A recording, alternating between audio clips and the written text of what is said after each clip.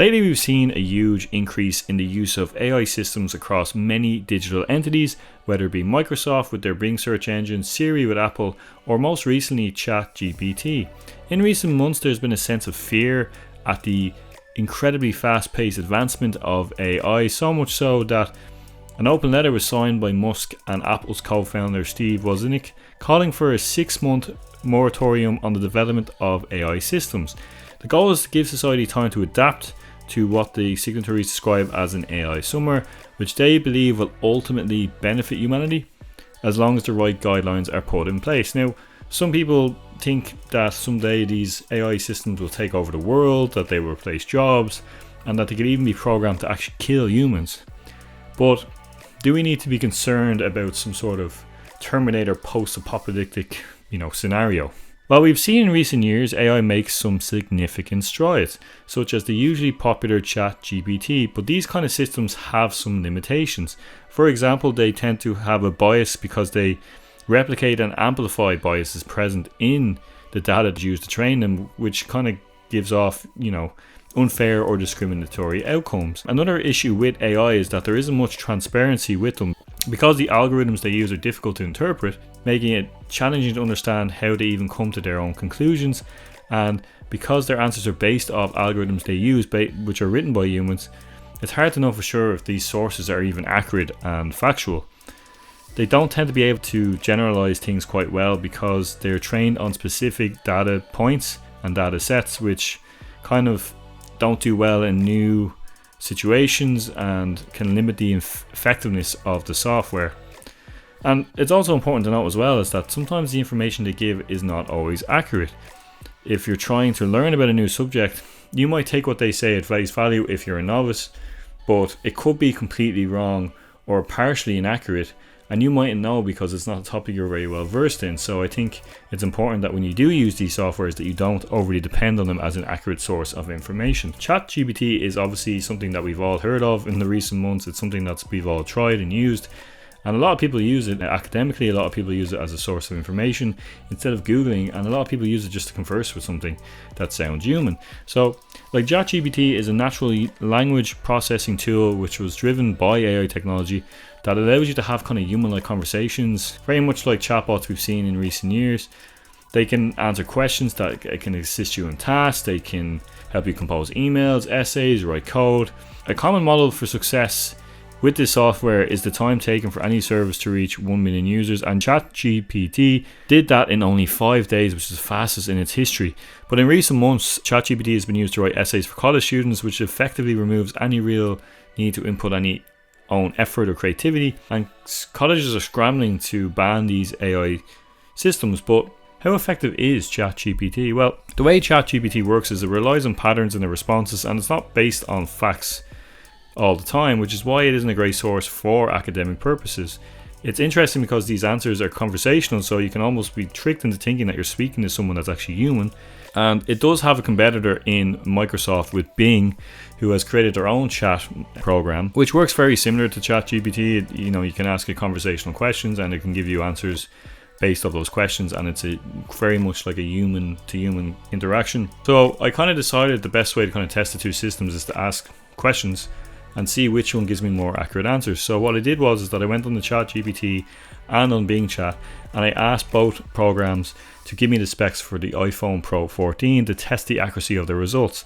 Now, ChatGPT kind of couldn't really give me an answer claiming that the phone had not been released, which is inaccurate, but did give me a list of speculative specs which actually were pretty accurate to what the iPhone 14 would be. Now, Bing was able to actually provide a more accurate description of the specs. The interesting with Bing is it was also actually able to provide sources for the information that they were giving me, so that way they could back what they were saying with actual research. Surprisingly, I would have thought ChatGPT would have been more accurate considering it's been around longer, but Bing was actually more reliable and a better source of information that felt more accurate. But they didn't get everything right, and I think that goes to highlight the kind of limitations with these things and why you shouldn't use it as an open source rather than, say, Googling or looking up studies and papers, etc. Now, the concerning thing with the likes of Bing, which is that a lot of people actually tried to get more controversial answers with Bing, and there were some worrying results. Like, Bing actually tried to gaslight people. Like, there was one example I found where a person was asking about Avatar, which was released at the end of 2022,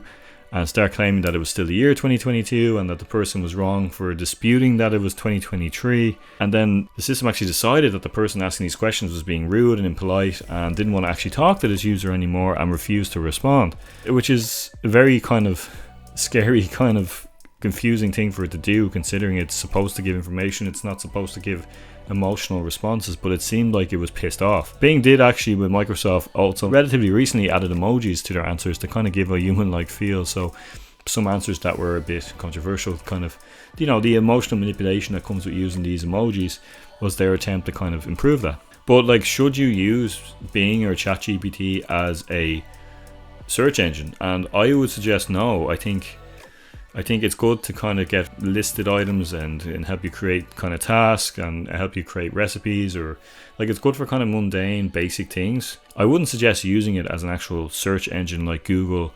That being said, Microsoft and ChatGPT aren't the only systems that are in place using AI. Like, we also have the likes of Google, who recently had an event in Paris where they showed an AI bot in their search engines kind of as like an extra aid. So even they themselves are trying to incorporate more AI chatbot technology into their Google search results, because of course, you know, a lot of the revenue that comes for Google is from clicks and from ads. So of course it's only natural. I don't blame them for wanting to get in on this chat AI bot kind of technology, because it's where everything's going, and if they want to keep up, this is the kind of thing they have to do to adapt. Although they haven't really officially released anything, and they haven't officially said that there's going to be a specific chatbot, they've kind of hinted at it at this event in Paris. Now, another thing that's worth kind of mentioning, kind of in a small sense, is self-driving cars. Now, we all know the likes of Tesla and etc. that have had problems with self-driving cars over the years, and a lot of these cars are controlled by AI using sensors, cameras and radar, and they basically effectively travel without human interaction or human intervention. And they're basically able to kind of use their sensors and the cameras to find obstacles ahead of time and in real time, and then adjust as a result. Now, obviously, there's mixed results with this. The AI that uses the software is actually known as weak AI. It's not something you'd use for long journeys. It's not something I would find very trusting. A lot of people are concerned that this kind of systems are going to eventually replace jobs like lorry driving, taxi driving, etc. Now, that being said, like, do we really need to worry? You know, is all this kind of post-apocalyptic Terminator stuff really something that is coming down the pipeline? I mean, it's hard to say for sure. Of course, there's something that time will tell. You know, some people argue that AI doesn't have human characteristics like we do, such as emotion, memory, nostalgia. I mean, we as humans like to give everyday inanimate objects meaning. It could be a coat that your dad gave you on a rainy day before he died. It could be a medal that you won in your first match. You know, and because AI can't do these things, some people say that there isn't really any real concern then, because they see things in a logical, patterned manner. You know, they can't achieve the level of depth and emotion that we can. I think it's important to note as well that, like, these AI systems only work because of the hard work of people. Without humans, they can't function. Like, they are heavily dominated by rules and strict programs. Those kind of things give me a sense of security. I think we're a long way away from robots and Star Wars and, you know, AI destroying the planet. Obviously, we're still in the early days of this. The speed of the development in AI is very rapid, but it's not perfect by any means. It's also interesting to see how the academic places deal with these things like schools and colleges, because of course cheating has become a huge issue, with a lot of schools trying to ban ChatGPT and other AI systems, because students are literally just taking essay questions and copying them onto ChatGPT, who are then giving them a full-fledged answer in a word count that they need, and then they're uploading that as their response. Now, of course, that's an issue in the sense that children and students aren't really learning and not really using their own logical brain and creativity to create things themselves, you know, while depending on these systems, and there's no real room for learning with that. But it'll be interesting to see how the schools react. Will they just continually try to ban it outright? Is there a kind of wiggle room where the students can use the AIs to kind of help them understand things in a bit more simplistic terms, especially complex things, where AI is great for kind of breaking down things in a more simplistic way for lay people to understand, especially when it's something complex in the beginning. When it comes to art and creativity, although what AI can create is very impressive, I'm not convinced it will take over or replace things that humans can create. And although, as we've seen, there's been a lot of AI generated art that's won awards, which has caused a lot of speculation and controversy, I don't think the art that is created by AI is in any way has the depth and emotion and soul that is required by humans, that is made by humans. So as impressive as the art looks, for me personally, it doesn't do much, because it doesn't have that level of emotion and depth where, like, When a human creates an art that's a painting, for example, that's clearly a sad painting, you can feel the pain, you can feel the sadness that this artist is going through, and that really helps you connect with the piece. Where if an AI generated it, it doesn't have that emotional reaction because you know it was generated artificially through programming. So I wouldn't really be overly concerned that AI is going to come in and take over all of creativity and all of art and all of books, because they can't capture the soul, they can't capture the emotion. And as cringe as that might sound to some people, I think it's true. I don't believe it should be banned.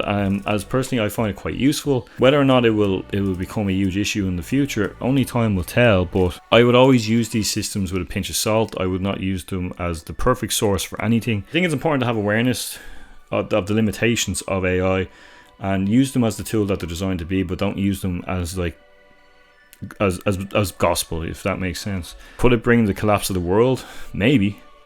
But I think I'm going to keep an optimistic look on this one for the future and say that these AI systems will only serve to benefit us and hopefully help us to improve things in our societies rather than take things away. So what do you guys think? Do you think AI is coming to take us all? Do you think the post-apocalyptic Terminator is coming and we're all screwed? Let me know in the comments down below. Do you use ChatGPT or any of these other Bing or any of these other AI programming softwares? Do you find them useful, or do you think they're very mundane and rudimentary? Or do you use them as a source of human interaction because you feel lonely? Because that's another interesting prospect of this. You know, people who don't have a lot of interaction with people and they can have somewhat normal human conversations. I think that can be a handy tool for people. But let me know in the comments below anyway. As always, thanks so much for watching, liking and sharing and all that good stuff. It's always very much appreciated. I will see you in the next video. Peace